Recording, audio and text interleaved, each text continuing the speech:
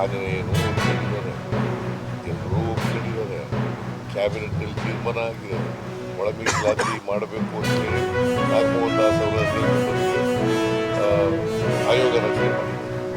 ಅವರು ವರದಿ 2 ತಿಂಗಳಲ್ಲಿ ವರದಿ ಕೊಡಬೇಕು. 2 ತಿಂಗಳ ವರದಿ ಕೊಟ್ಟ ಮೇಲೆ ಎಂಪೈರಿಕಲ್ ಡಾಟಾ ಸಿಕ್ಕಿದ ಮೇಲೆ ಬಿಕಾಸ್ ಏನಾಗಿದೆ ನೋಡಿ, ನಿಮಗೆ ಎಲ್ಲ ಗೊತ್ತಿರೋದಿಲ್ಲ. ನಿಮಗೆ ಅದೇ ಬಂದಿರೋದು ನಮಗೆ ತಾಪತ್ರಯ. ಬಿಜೆಪಿಯವರು ಹೇಳಿದಂತೆ ವೇದವಾಕ್ಯ ಅಂತ ನೋಡಿ ತಿಳ್ಕೋಬೇಕು. ಕರ್ನಾಟಕದಲ್ಲಿ ಆದಿ ದ್ರಾವಿಡ ಅಂತ ಇದ್ದಾರೆ, ಆದಿ ಕರ್ನಾಟಕ ಅಂತ ಇದ್ದಾರೆ, ಆದಿ ಆಂಧ್ರ ಅಂತ ಇದ್ದಾರೆ, ದಲಿತರಿದ್ದಾರೆ, SC ಜನ. ಸೊ 102 ಜಾತಿಗಳಿದ್ದಾವೆ. 102 ಜಾತಿಗಳು. ಬರೀ ಲೆಫ್ಟು ರೈಟು ಗೋವಿ ಲಮಾಣಿ ಅಷ್ಟೇ ಅಲ್ಲ ಇರೋದು. There are 102 castes. SC-ನಲ್ಲಿ 102 ಕಾಸ್ಟ್ ಇದ್ದಾವೆ. ನೀವು ಒಳ ಮೀಸಲಾತಿ ಯಾಕೆ ಆಗಲ್ಲ ಅಂತಂದರೆ,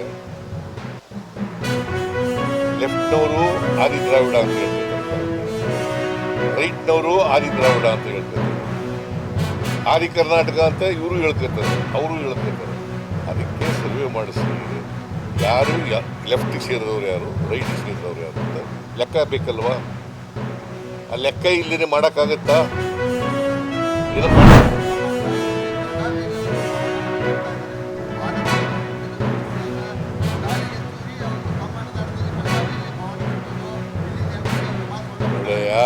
ನಾವು ಈಗ ಡೆಲ್ಲಿನಲ್ಲಿ ಹೋಗ್ಬಿಟ್ಟು ಒಂದು ಹೊಸ ಬಿಲ್ಡಿಂಗ್ ಉದ್ಘಾಟನೆ ಮಾಡೋದು. ಆಸ್ತಿ ಸಂಪಾದನೆ ತಿರುಗಾಡಲಿಕ್ಕೆ ನಮ್ಮ ಒಕ್ಕೂಟದ ವ್ಯವಸ್ಥೆಯಲ್ಲಿ ಅವಕಾಶಗಳಿದೆ ಸಂವಿಧಾನದಲ್ಲಿ. ಹಾಗಂತೇಳಿ ನಮ್ಮ ಜಾಗನ ಆಕ್ರಮಿಸ್ಕೊಳಕ್ಕೆ ಬರೋಲ್ಲ. ನೋಡಪ್ಪ ಕೇಳಿ, ಇಲ್ಲಿ ನಾವು ಮರಾಠಿಗರನ್ನ ಕರ್ನಾಟಕದಲ್ಲಿ ಇದೆಯಲ್ಲ, ಬೆಳಗಾವಿ ಇದೆಯಲ್ಲ, ಬೆಳಗಾವಿನ ಯಾವ ಕಾರಣಕ್ಕೂ ಬಿಟ್ಕೊಡಲ್ಲ. ಗೊತ್ತಾಯ್ತಾ? ತಿಳ್ಕೊ ಸರಿಯಾಗಿ.